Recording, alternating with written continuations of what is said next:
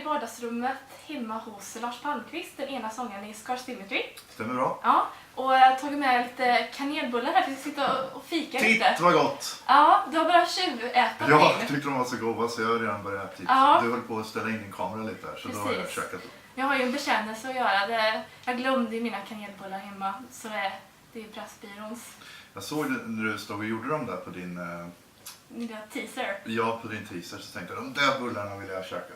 Ja. Så kommer Det får bli Pressbyrån. nästa gång när ni spelar i Sverige, Scars Symmetry, då kommer jag och så bjuder jag på bullar sen. Lovar jag. För de här är lite torra. Ja. Det ska alltid vara mer smör i bullar än vad det här. Ja, jag håller med. Dubbelt för smör i sås och bullar så blir det bra. Precis. Som sagt, det är inte bakning vi ska diskutera här. Får jag gå in på din bulle sen? Ja, vi kan dela Vill på jag? den. Ja, ta lite bett här. Det är värd. Som sagt, lite torr. Mm. Men Bra med strösocker. nu har vi inspelat här i alla fall att nästa gång så när ni kör i Sverige då kommer jag och så bjuder på kanelbullar. De här är 3 av 5, du ska slå det. Det är mitt Uppåt mål. en 4. Ja, men det ska jag slå. Ja. Men som sagt, vi ska prata om just din musikaliska bana, hur du kom in på Scars Symmetry. Först och främst undrar jag vad du sysslar med innan du och Robban ersatte Elvstam i 2008. Kan du berätta lite kortfattat vad du gjorde då? Musikaliskt. Ja, precis. Ja. Jag spelar ju mest i lokala band. Har jag gjort. Jag är född och uppvuxen där i Finspång och då hade vi ju något som heter Rockbageriet, FMF, Finspångs musikförening. Ett stort hus där man har olika replokaler som man har lite här och där. Men det var jävligt bra att ha det för grund och botten för att man var massor med polare och sånt där som man blir polare med som vi spelar band ihop med och sådär. Och vi hade även scen i bottenvåningen i källaren på det här huset. Okej. Så man anordnade mycket spelningar med de banden som var i huset och plus att man kunde dra dit massor med andra band och sådär. Så man liksom fick vara där och tjurraka lite, dricka lite punkbärs och spela hårdrock och vara där hela dagarna. Precis som en fritidsgård. Fast på fritidsgårdarna var vi ju mycket också och spelarna. Men då spelade jag trummor från början och spelade i olika band. Det var lite inavelsband nästan. Man gick till lokal till lokal. Det brukar ju vara så i små orter. Ja. Men hur kom du in då på sången? Så jag började sjunga med ett band som hette Back Corners då. Jag tror det här var 1990 eller något sånt där. Innan hade jag bara körat och spelat trummor. Var med. Och då var man med i mycket så här olika musiktävlingar. Typ som det var mjölkkannan när man sprang för. Så fanns det liksom musik direkt. Och, ja, det finns fortfarande någon tävling som håller på att gå runt. Vad heter den? Den största? Skitsamma. Men det var många musiktävlingar då. Gick det bra för er då? Som man var med. Ja, ibland gjorde det faktiskt. Jag kommer ihåg en gång, då firade vi med och alla slängde oss i en fontän i Norrköping. Vi hade gått vidare till någon kvartsfinal eller vad det heter då. Så då åkte vi direkt, stannade bilen, alla sprang ut och sen bara firade vi med och slängde oss i den där fontänen. Ja, så kan man också fira. Det var jättefint. Ja, kan jag tänka mig. Men just överlag sådär, var just hårdrockscenen stor i Finspång där du växte upp? Och var det liksom naturligt att du kom in på den genren? Jo, men det var det. Det var... Från början så lyssnade jag mycket på hårdrock, eller då Kiss var det ju. Och det blev automat. Men många band spelade hårdrock då. Det var liksom 80-talet präglades ju av pudelfriller och Europe-influerade män. Precis. Och kvinnor och blå kajal och hårspray. Så det var mycket som spelades där. Så det var det självklara att man skulle spela hårdrock. I alla fall för mig. Det fanns inte så mycket. Syntare fanns inte då. Liksom. De fick på natten. Spelade Kraftwerk. Precis, det var hårdrockare kontra syntare. Ja, det var. Det är på vissa ställen i Sverige i alla fall. Ja, men det var det nog. Ja.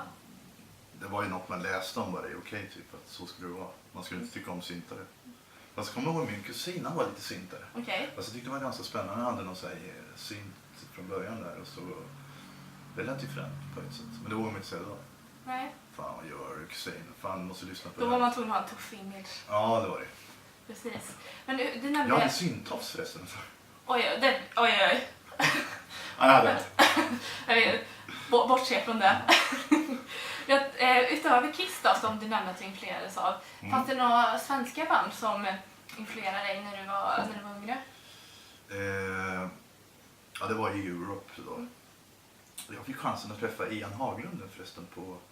Eller chansen, jag sprang förbi när jag var på Pink Floyd, Roger Waters. Och sen åkte vi samma plan med Joey Tempest 2 veckor innan. Jag såg en bild och la upp på Instagram.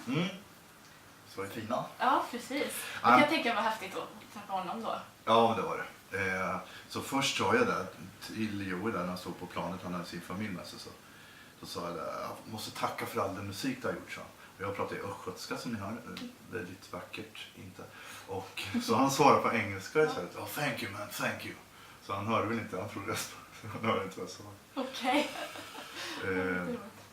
Ja. Nej, men det var Europe i alla fall svenska band sådär. Som influerade kanske inte gjorde på ett sätt, men de var ju väldigt stora, jag lyssnade mycket på dem. Tyckte om det. Och idag då? Vilka band lyssnar du på främst idag?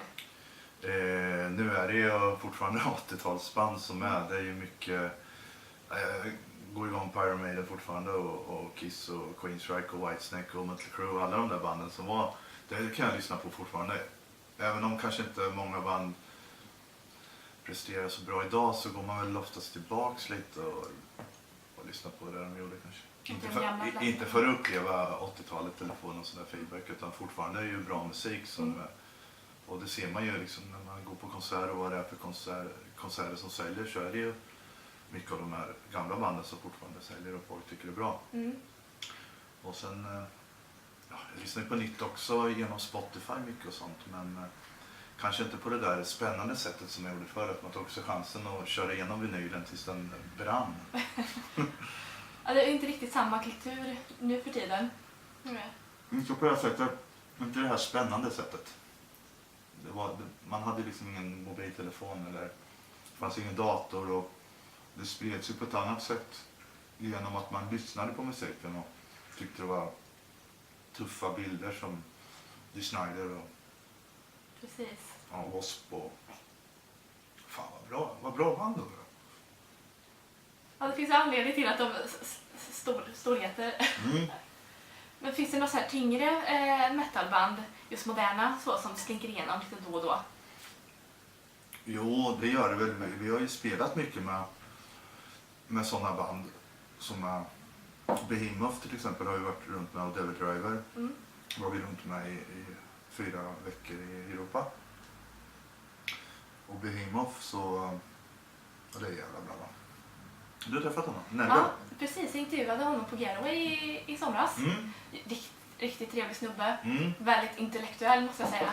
Väldigt smart och... Ja, det märktes. Nej, men det märkte vi när vi var med dem. De var väldigt seriösa sådär. Alltså gjorde yoga och tränade och var duktiga. Men du, så jag satt på Instagram, du försöker i alla fall träna och så när ni är ute på... Ja, men det gör vi. Försöker vi göra ganska mycket. Säger innan. Men, men jag försöker att röra på mig. Det gör jag hemma med, så där mycket träna på gym och så. För att hålla igång på något sätt. Jag kan tänka mig just turnélivsstilen i allmänhet, att det blir mycket snabbmat och så vidare. Och mycket bira. Man måste... Vi har faktiskt sagt sådär att vi inte ska dricka... Man kan ta någon liksom lunchbärs innan sådär i spelningen, men aldrig innan sådär. Det finns många band som bara krökar på. Och det funkar väl, men jag tror inte det funkar i längden så. Inte om man ska ut och springa också. Nej, precis. Det gäller att prioritera. Jävla löpningen. Förstör mitt fyraintag. Ja, precis. Och jag tänkte så här, innan... Hur kommer det sig att du hamnar i Scar Symmetry? Om du kan ta det lite kortfattat för oss. Det var Robban då, den andra sångaren, som ringde till mig och sa jag har något stort på gång här som jag vill att du ska vara med på. Vad är det för något? Så, jag vill inte ta det över telefon. Så, handlar det om musik eller vad är det, ska vi åka till rymden? Och då, men det är musik, så jag vill träffa dig dagen efter. Och då ska vi träffas och fika som vi gör nu. Kolla, nu är jag snart klar med bullen. Ja, du får hugga in på minnet sen. Så jag är generös, jag delar med mig. Ja. Mycket goda. Nej, men då träffar vi. Tack, du får tugga färdigt. No pressure. Då träffade vi i stan efter i alla fall och då sa han att det finns ett band som heter Scar Symmetry. Och jag hade inte hört talas om dem förutom att några medlemmarna med bandet spelade tillsammans med då. Hade hört dem. Så jag kände igen dem så, men jag hade inte lyssnat på några låtar direkt så. Och sa, oj då, de är ju ganska stora sådär. Ja, det är de sådär. Och vi skulle vilja att du är med, för jag tänkte ta andra sången, Growl-sången. Men jag känner att jag inte kan behärska riktigt den här delsången. Så vi skulle, om du vill vara med på det där. Och då gick jag hem och kollade på YouTube och såg att fan, det här är ju riktigt bra. Och jag måste försöka i alla fall. Ja. Och på den vägen är det ju lite. Så de lyssnade på det där. Eller vi var uppe och sjöng in 2 låtar hos Pers föräldrars utehus. Gitarristen där. Och sen partade vi lite på kvällen och hade trevligt och umgicks och kände att kemin verkar funka i alla fall.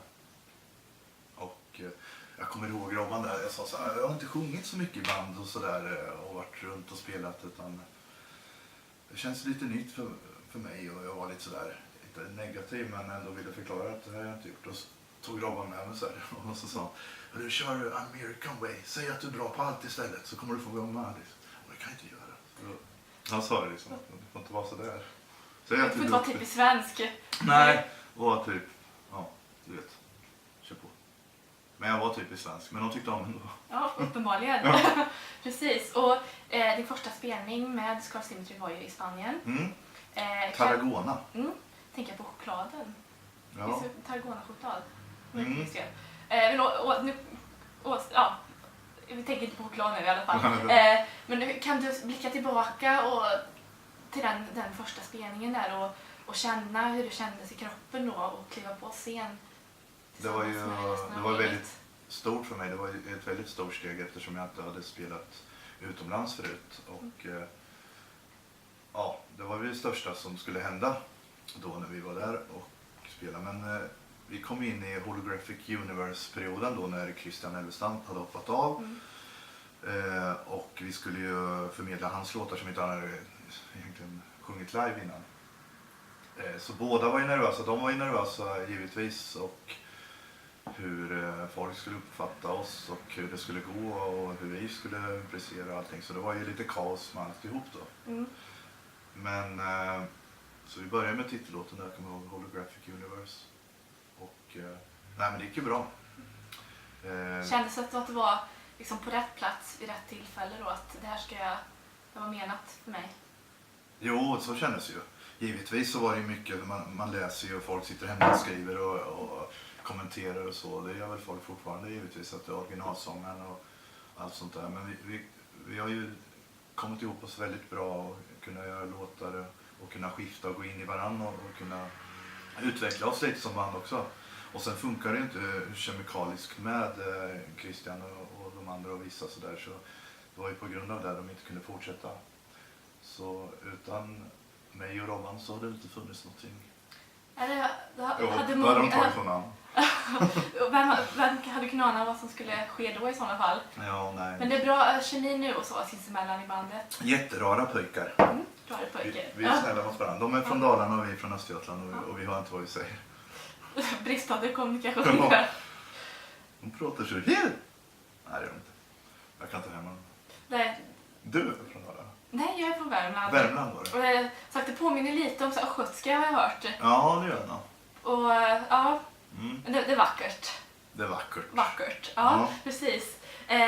Men nu då, liksom, vid sidan av Scar Symmetry så har du ett ordinarie jobb som man säger, som vanliga dödliga, på lastbilsföretag. Ja, flyttfirma. Flyttfirma. Bär hela dagarna, vilket är bra då för min gym. För fysikens skull. Fysikens skull. Ja. Känner du att du egentligen skulle vilja leva helt på Scar Symmetry och turnera, eller känner du att det ändå är bra att ha fötterna på jorden med ett vanligt knegarjobb så att säga? Ja, men det är ju musiken, klart man skulle vilja bara leva på. Samtidigt som man skulle nog vilja ha något annat vid sidan om. Alltså, vet inte vad man skulle göra då, men frimärken. Samla frimärken, ja. Samla telefon. Ja. Nej, men, Lyssna på Kiss dagarna i ända. Lyssna på Kiss, ja. Ja. Vi var inte inne på det här kanske hur mycket de betydde från början där. Alltså Kiss betydde ju, det var ju de det startade upp med egentligen. Så de kan tacka för att du sitter här idag. Ja, men det är mycket. Man var ju mycket inne på det här med okej-tidningar och sånt. Det var ju, jag är född 75 så i mitten där var jag ju 10 år och min första skiva köpte jag ju när jag var 7 år. Det var Creatures of the Night. Det var det bästa köp jag har gjort. Och din pappa, vet jag, han var inne lite på jazz och så och spelade lite i hushållet. Så vem hade kunnat, det var tur att du kom in via Kiss där, annars hade du kunnat haft en helt annan Han roll idag. är ju musiklärare eller han lever fortfarande men han är pensionerad. Och han spelar ju mycket sådana instrument som inte alls var tuffa när jag var liten. Det var saxofon och tvärflöjt och piano undervisade han i. Kanske lite av den musikaliteten som du har ärvt då? Ja, men jag började spela trummor lite. Det var väl för att kunna spela ihop med honom som vi gjorde i några år också. Inte hårdrock då, men vi ska inte säga vad det var för musikgenre. Nej, Punk! Vi lämnar det åt sidan, det är bara hårdrock som gäller. Ja, det är bara hårdrock. Ja, precis. Inget annat. Exakt. Ja. Och utöver då och liksom jobba här i Jönköping och sådär. Hur ser musikscenen ut i Norrköping här idag? Sker det många lokala gig och så? Jo, men vi har ju en hårdrocksförening här med som anordnar mycket spelningar lokalt. Och sen är det Olof Wikström från Skrikult Production där som han har ju anordnat många spelningar med. Så hyr in sig på ställen här. Och sen har vi även Bråvalen i år. Ja, det är Sveriges största festival. Jag vet inte hur mycket de hade. Var det 65 000? Nej. Jag minns inte exakt. 56. Men det var ju så här fantastisk line-up Ja, och var ju blandat utbud av artister och band. Ja, det var verkligen. Det och var hårdrock. Avicii och Green Day och Ja, precis. Rammstein. Ja, och tyvärr så missade båda två den Ja, festivalen. det gjorde vi. Det får bli nästa år. Nästa år kör vi. Ja, exakt. Mm. Ja, och du nämnde innan att det är liksom ett stort privilegium och så där, att kunna spela liksom jorden runt. Och ytterligare ett privilegium är ju liksom få bli bjuden på kanelbullar så här, av journalister. Verkligen. Ja. Det här ska vi göra om varje lördag. Ja, precis. Det tycker jag låter bra. Med dina bullar. För jag är inne på den här bullen igen. Ja, men kör på bara. Jag har en fika-relaterad fråga till dig. Vilken musiker skulle du, om du fick välja en musiker och ha en liten fikastund med, död eller levande, svensk som utländsk, vem skulle det vara och varför? Någon som har influerat mig mycket när det gäller sång, det är många som har gjort det i och för sig. Men det är Ronny James Dio. Skulle vara trevligt att fika ihop med. Han ska vara en trevlig kille. Ja, han finns nog här. Ja, nej, tyvärr. Men han verkar vara väldigt sympatisk och väldigt charmig och sådär. Jag vet inte vad vi skulle prata om, men det är ju klart, han har ju varit med om väldigt mycket genom alla år och Rainbow och alla konstellationer han har sysselsatt sig med. Så vi skulle nog prata mycket om hans bana sådär. Det skulle vara kul att höra om vad som händer. Som en trevlig fikastund, minst sagt. Ja, det skulle bli avis om jag fick om honom. Ja, då skulle jag haka på, vet du. Definitivt. Ja. Och då, hypotetiskt att du sitter här i soffan med Ronny James Dio. Vilken hårdrocksplatta skulle vara det ultimata soundtracket? Den här fikastunden med kaffe och kanelbullarna. Ja, vi skulle nog köra någon av hans plattor. Så. Och just kanske spela upp och han fick förklara. Fan, jag tycker om Rising med Rainbow till exempel. Vem gör inte det? Den är väldigt tidig så. Även synt på den. Det går an. Rainbow får använda synt. Den får ha synt. Nej, men just sådana här minnen och sånt som han har varit med om. Just, för de var, han liksom var ju med från början där. Hur det influerade honom. Precis. Just sådär. Och vad han gjorde för en annan, det har han fått höra jämt sådär kan jag tänka mig. Jag tror inte att han skulle vara lite trött på att höra sin egna musik. Om du var tvungen att välja en annan platta då, inom hårdrocksgenren. Då skulle det nog vara Operation Mindcrime med Queen Strike. Det tycker jag är en av världens får du motivera varför? bästa skiva. Den har allt så. Det var inte alls generellt. Nej, den har allt. Nej, men Geoff Tate är ju en influens på sång som tyvärr inte längre då. Nu vet jag inte vad de håller på med. Men han har hoppat av i sig så de har fått en annan sång. Men just den skivan Den tycker jag alla ska lyssna på. Mm. Som tycker om Modo. Ja, precis. Men det var... Den är lite svår så där kanske i början. Ja, man får ge det några lyssningar Ja. i sådana fall. Ja, och nu har vi bett av en hel del om just din musikhistoria sådär. Och snart kommer den där vara slut också. Jag får äta det här fort när vi har stängt av kameran. Det blev ingen lunch idag, det blev kanelbulle. Precis, men det är inga fel att ha en sån lunch. Men jag får tacka så mycket att jag fick komma och hälsa på det här i Norrköping. Ha en liten trevlig fikastund. Ska vi avsluta med en låt kanske? Ja, absolut.